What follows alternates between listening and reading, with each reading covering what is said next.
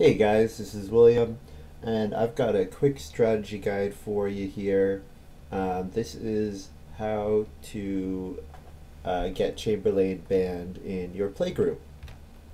And I've got some nice and easy steps here for you if you want to write them down, memorize them, whatever. This is what you do.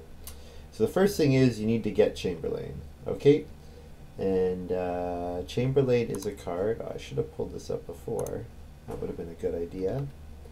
It's a classic card from the EIK deck.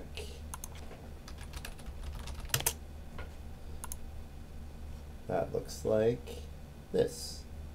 Start around 11, or immediately, if you play this card after the start of round 11, you turn over the round cards for the remaining rounds. You, and only you, can use those actions immediately. The other players have to wait until the appropriate round. So what does Chamberlain mean? Chamberlain means that you have access to unique actions that no one else has access to. And those actions happen to be incredibly strong. Family Growth Even Without Room and Plow Sow are probably the two strongest actions in the game. I mean, it's debatable. Sometimes like Reno is amazing, you know. But those are two of the strongest action spaces in the game right there. And what you're going to do is you're going to plan your whole game around the turns in which you and only you have access to those spaces. Okay? So the first thing you're going to want to do is you want to get Chamberlain into your hand, however you need to do it. Preferably with legal methods. Yeah. And your second step is you want to play as normal as you can.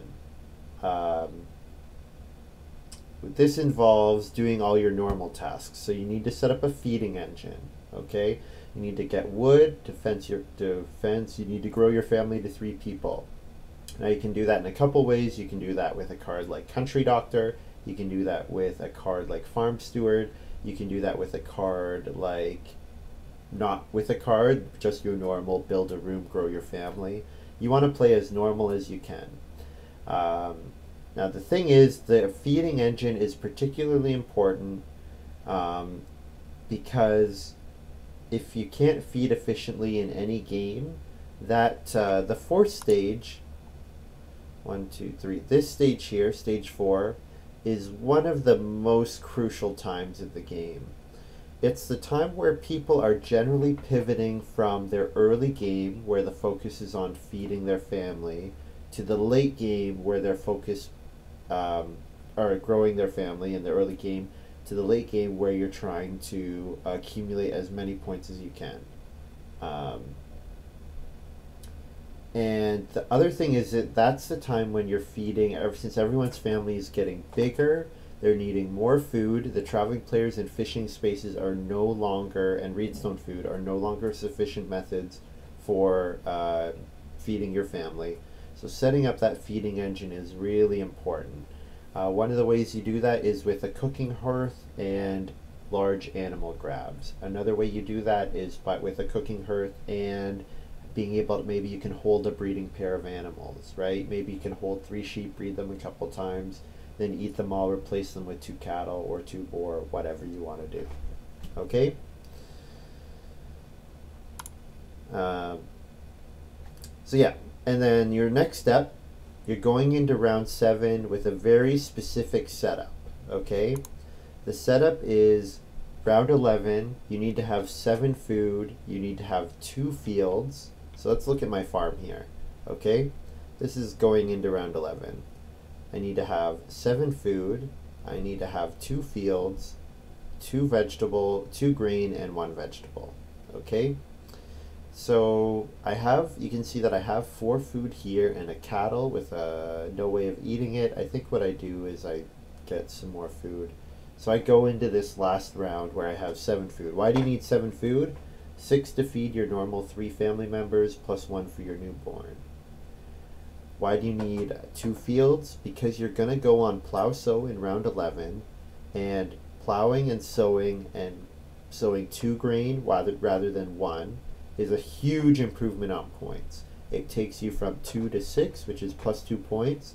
The other benefit of that is then when you harvest 2 grain in round 11, you have the option of baking one of them in round 12 or 13 and then still sowing the other, so that you're still net increasing the number of grain that you have.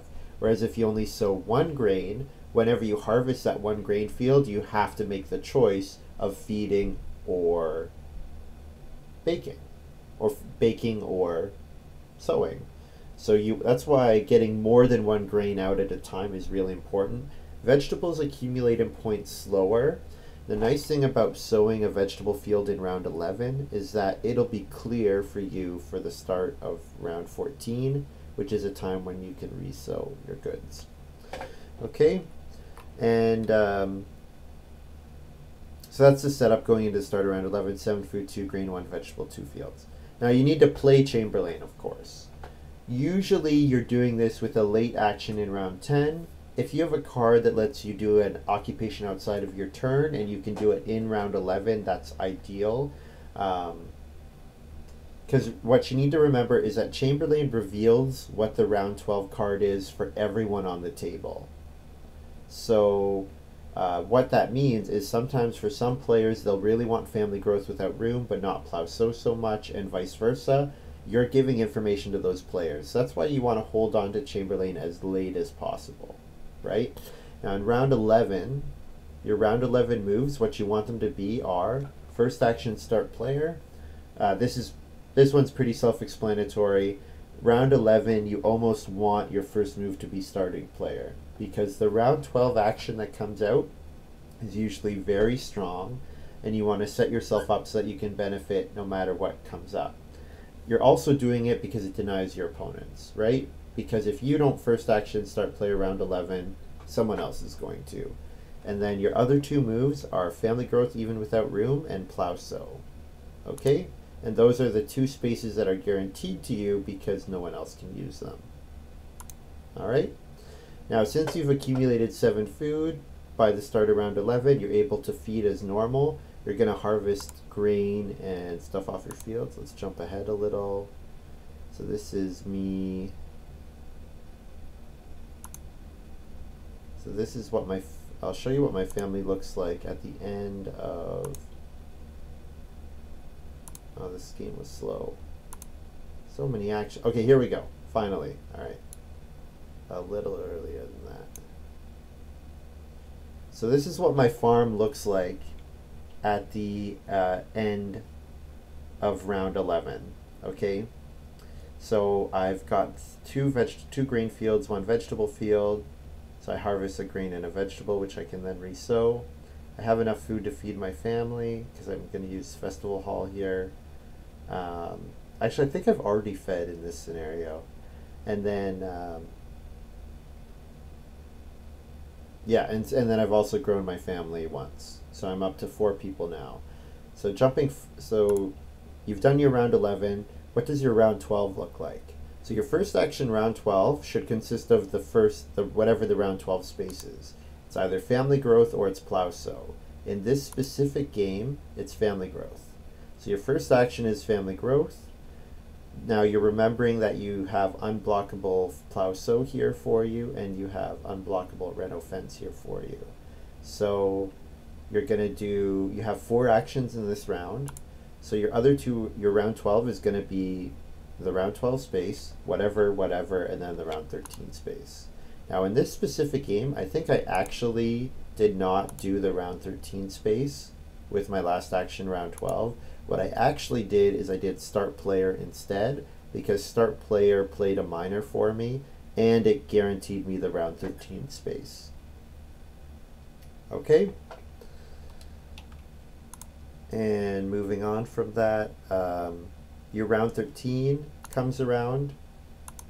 Let's jump ahead a little further. So you have your field layout is like this, 4 plowed fields. I've played the card manure, so you won't have as many crops available to you as I have, but you're going to have some nice field layout. You're going to have 5 family members. You can see I have 4 in my farm, 1 on here. And then great thing too is you have access to an unblockable reno fence action. Reno fence is one of the best actions in the game for sure. Points. And it lets you hold animals, which are even more points. right? So you can see that I've got 2 boar here. So once I fence, I'm going to have space to hold that 3rd boar that I'm going to want to do in this harvest. So let's jump forward. This is the end of my round 13. So you can see I've gone to a stone house and I'm fencing my farm. And I think I use an action to take a cattle as well, so I can breed 2 types of cards. You can also see that I've plowed another field because plow was not that hot in this game. So just have a very, very pretty farm. 3 rooms, but 5 family members very early. And then you can use your building resources from not building a 4th room to get your fences out. And of course you should have a very nice crop score. Yeah, so just to go over that again, so you're going to play, so you have your normal goals, your usual tasks of setting up a feeding engine, getting wood, growing your family to 3 people, and then start around 11, your checklist is 7 food, 2 grain, 1 vegetable, 2 fields. Then you're going to play Chamberlain either in round 11 or ideally before round 11 in round 10. And then your round 11 moves should be start player, family growth even without room, and plow sow. And then your round 12 is first move round 12 space. Then you have 2 actions to do whatever you want. Sometimes it's taking animals, sometimes it's getting resources to reno, sometimes it's plowing some more, and then you do the round 13 space. And then in round 13 you've got a beautiful farm, nice crops, and an unblockable reno fence action. So you're in a nice space. You're in a good spot to have a very high scoring game. So yeah, do that a couple times and get everyone around you to be like, hey, this card is a power above 5. It is probably too strong. Yeah, and then everyone gets annoyed and then you ban it and don't have it in your games anymore.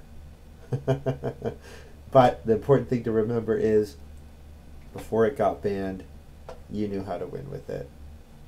So yeah, it's just a little video. Of course I had my Chamberlain video up the other day and Lumen was commenting, you know, hey, you should do like a strategy breakdown. Like I had internalized a lot of this. Hopefully it's helpful for you guys to actually see it laid out like this. I encourage you all to go back and look at my Chamberlain video. I talked about the strategy briefly in there as well. Yeah, that's all for me. Hope you've enjoyed this little video, guys, and we'll see you all next time.